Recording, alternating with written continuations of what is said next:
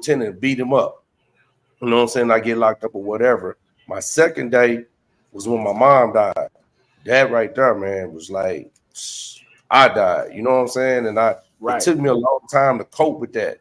You know what I'm saying? For like years. And it really changed the direction of what I was doing with my time after that.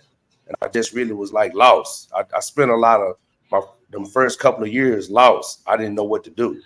You know what I'm saying? Just emotionally. And I just was lost, man. I felt like my whole world crashed in. But I'm glad you sharing that story again, man. We get on here and I'm gonna pull myself up, man. You know what I'm saying? We get on here and people tell prison stories and it's so fascinating, right?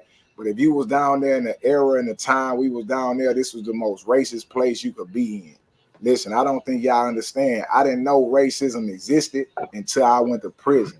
This man just explained to y'all laws coming in and tying his ass to a goddamn gate and leaving him up there all day. So when these people be telling their prison stories, I don't understand how they not sharing this level of racism we was treated. I'm talking about they call you nigga back then. I was called a goat smelling nigga. I was like, what the fuck is this white boy talking about?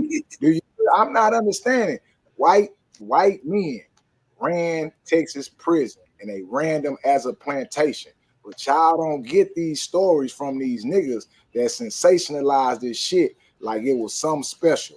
Every tough nigga in prison was the white boy slave, man. And that is just the actual factual truth. And if you bucked him, he treated you worse until he broke you, man.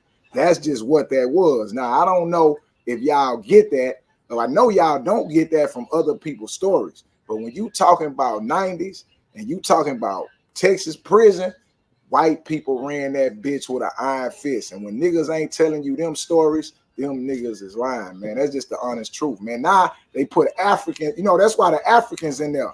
You know what I'm saying? They got the Africans all in Texas prison now, because that's the only way they could overhaul the system of the white racist men that ran that motherfucker for years. So again, bro, salute you for telling that story and letting people know. You know, I tell that story, Hollywood try to tell that story.